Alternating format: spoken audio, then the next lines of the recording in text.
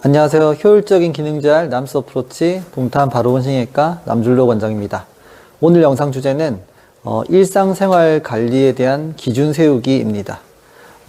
해당 영상은 환자분들이 좀 직접 보시고 고민을 좀 많이 해주셔야 돼요. 병원에서 어떤 형태로 이제 진행을 하고 있는지도 설명을 해드리는 부분인데 결국 본인도 스스로 분석을 하실 수 있으셔야 됩니다. 자, 여기서 아셔야 될 부분 파란색으로 적어놨거든요. 1번이 기능 상태 수준은 개별적으로 다르다입니다. 결국에 그 사람이 가진 능력에 따라서 일상생활 수준 관리를 어느 정도 해야 될지도 정해져요. 결국에는 몸 상태가 안 좋으신 분들은 활동을 좀 제한을 많이 걸 거고요. 그 다음에 몸 상태가 괜찮아지면 질수록 제한 걸리는 게 많이 없을 겁니다.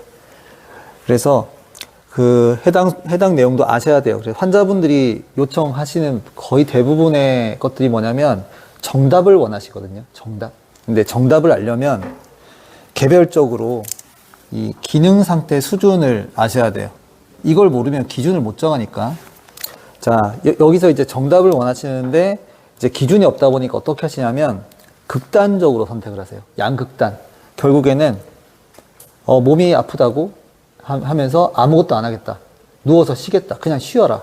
이렇게 소위 일상생활 관리를 하세요. 이렇게 지시를 받으셨다. 그러면은 잘못 받으신 겁니다. 결국에는 가만히 누워서 쉬겠다. 쉬면 통증은 줄죠. 예. 근데 이것도 급성 통증 같은 경우는 이렇게 관리해도 되거든요. 근데 만성 통증 같은 경우는 계속 누워서 쉬겠다. 근데 이거를 한두 달, 몇 달 이렇게 쉬잖아요. 그러면 쓰던 근육이 다 빠집니다. 예. 그래서 권하지 않아요. 이거는 잘못 전달받으신 것 같고, 두 번째가 기준이 없어요. 그냥 운동하겠다. 그냥 막 쓰겠답니다. 운동해야지 기준도 없이 그냥 운동을 하겠다. 걷는 운동 하겠다. 뛰는 운동 하겠다. 이런 것들. 걷기가 좋다 그래서 걷기 계속 하시거든요. 근데 결코 이것도 좋은 선택은 아니에요. 이런 것들이 양쪽의 극단적인 선택이라고 보시면 되겠고, 그래서 아예 쉬겠다. 그냥 운동도 무지성으로 그냥 걷겠다. 이런 것들. 이런 것들이 잘못된 선택이라고 생각하시면 될 것 같아요. 그러면 결국에는 여기서 제일 핵심이 뭐냐면 기준이거든요. 기준. 그러면 기준이 기능 상태의 수준을 아는 게 기준이 되는 거예요. 왜냐하면 개별적으로 다르기 때문에. 그러면 기준을 정할 때는 여기 오는 환자분들이죠. 환자분들 스스로 기능 평가를 할 수 있어야 된다가 기준입니다.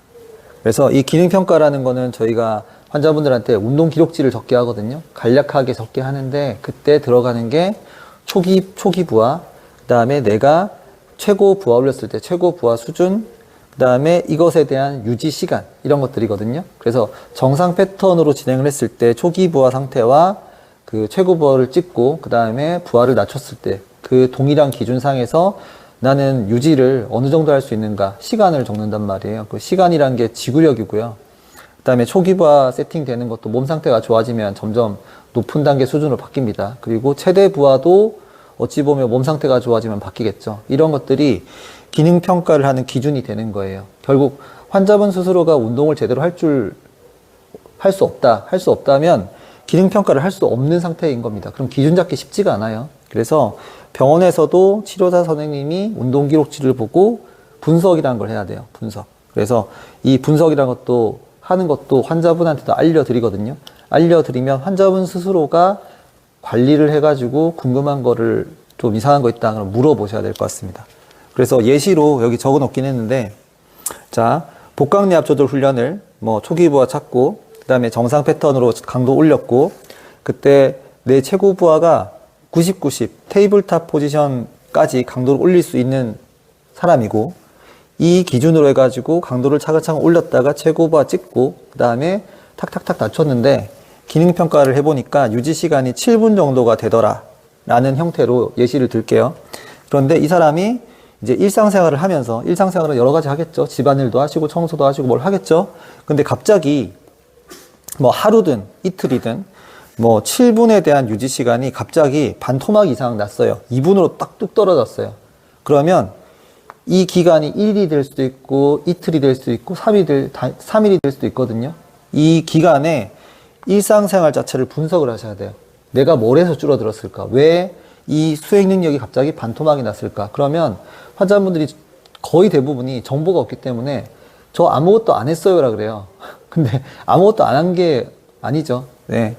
뭐라도 움직이면서 쓰거든요. 이때 잘 찾아서 뒤지면 뭐 하셨어요? 그러니까 저 어디 여행 갔다 온다고 자동차에서 한 왕복 6시간 앉아 있었습니다. 이런 이야기를 할 수도 있고, 또 어떤 분들은 앉아서 공부한다고 좀 오래 앉아 있었어요 라고 이야기할 수도 있어요. 그러면 이거 일반인 분들이 볼 때는 뭐 자동차에 앉아 있었으니까 아무것도 안 했다고 생각하시잖아요.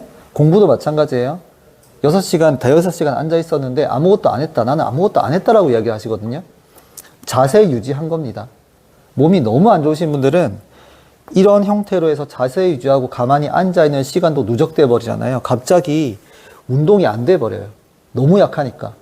그러면 이 약한 강도의 자세 유지도 버티지 못하는 몸이라고 해석을 하셔야 되거든요. 그러면 나 5시간 앉아있으면 안 되는구나, 6시간 앉아있으면 안 되는구나, 이렇게 이제 생각을 하고 안 하시는 것도 그 생각이 흐를 수 있잖아요. 이게 이거예요. 극단적인 선택을 하는 거죠. 이거 하지 말라고 하잖아요. 그러면은 왕복 6시간 동안에 뭐 하는 거는 피한다 치면 중간중간에 앉아 있다가 뒷좌석에 좀 누울 수 있으면, 기댈 수 있으면, 예, 좀 더 안정적인 형태로 쉴 수 있으면 그 자세를 취했다가 내지는 전환을 하거든요.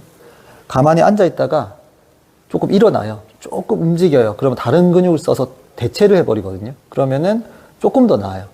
그 다음에 앉아서 공부하는 것도 마찬가지입니다. 5시간 연달아서 공부를 계속 했어요. 뭐 그럴 수도 있겠지만은 이거를 1시간씩 5번을 하는 거랑 그 다음에 5시간을 한 번에 하는 거는 완전 다른 거예요. 같은 형태로 걷기 운동을 했다고 칠게요. 30분 걸었더니 그 다음날 수행 능력이 완전히 반토막이 나시는 분이 있어요. 그러면 30분 걸으면 안 되는구나가 기준인데, 그러면 안 걸어야지가 극단적인 선택이에요. 그게 아니고 10분을 쪼개서 걸었고 3번을 나눠서 30분을 걸었더니 수행 능력의 감소가 없었어. 그러면 10분씩 걷는 게 이득입니다. 네. 왜냐하면 몸은 계속 써야 되는데 피해가 안 가게 쓰는 게 중요한 거거든요. 그리고 1년의 행위를 했어요. 이 행위에 있어서 뭔가 내가 어떤 행위를 했더니 수행 능력이 굉장히 안 좋아졌다고 할게요. 그러면은 이때 다시 수행 능력을 돌릴 수 있는 하나의 패가 있습니다. 무기가 뭐냐면 마사지예요. 나 무리 많이 했구나. 그러면 무리한 근육을 좀 정상적으로 돌려놓자. 이게 혼자 마사지 하는 거거든요. 이 마사지 시간을 추가를 해버리면 돼요. 예를 들어서 앉아있는 시간이 5시간, 6시간 되는데 이게 직업이에요. 못 바꾸잖아요. 직업적으로 난 앉아있는 시간이 많아. 그러면 이걸 전환을 해도 한계가 있거든요. 그러면 집에서 내가 이거는 무조건 해야 될 행위라고 생각이 들면 뭐라도 추가해가지고 몸을 돌려놓는 일련의 노력을 해주셔야 됩니다. 그게 뭐 마사지면 마사지, 가벼운 스트레칭이면 스트레칭, 찜질이면 찜질, 이런 게 될 수도 있는 거예요. 이런 식으로 해서 소위 말하는 스스로 기능평가를 하고 몸 상태에 따라서 내가 가지고 있는 무기를 꺼내서 써서 몸을 정상화시키는 노력을 해주셔야 된다는 거는 엄청 중요한 부분입니다. 그래서 제일 하지 마셔야 될 게 극단적인 거예요. 아예 쉬겠다. 아니면 운동을 그냥 하는데 무지성으로 그냥 열심히 하겠다. 이건 아닙니다. 그건 아니고 몸 상태에 따라서 해야 될 것들이 정해지는데 환자분들 병원에 오시는 분들은 몸 상태 되게 안 좋거든요. 그래서 초반에는 일상생활 관리에 대해서 좀 타이트하게 좀 하는 게 필요합니다. 네, 몸이 안 좋으니까 마사지도 잘 챙겨야 되고 그 다음에 운동도 계속 평가해가지고 상태 좋아진지 보셔야 되고, 그런데 몸의 기능이 이제 개선되면 개선될수록 똑같은 형태로 예전에 못했던 거 있죠. 그게 그냥 돼버려요.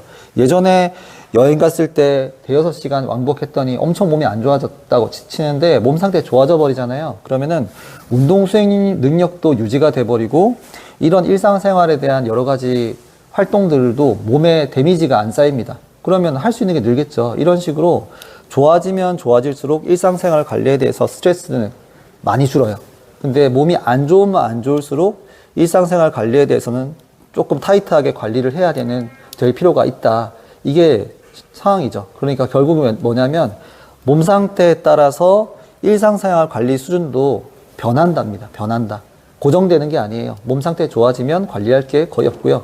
그냥 하시면 되고, 몸 상태가 안 좋으면 내가 조금 기준을 빡빡하게 세워가지고 관리를 잘 해야 되는 상태구나. 이것만 이해를 잘 해주시면 될 것 같습니다. 그래서 제일 중요한 거, 일상생활 관리 수준을 내가 잘 하기 위해서 필요한 거는 스스로 기능평가를 할 수 있어야 된다. 이게 제일 중요한 부분이니까 이 점을 명심하시고 재활 치료에 임해 주시면 좋을 것 같습니다.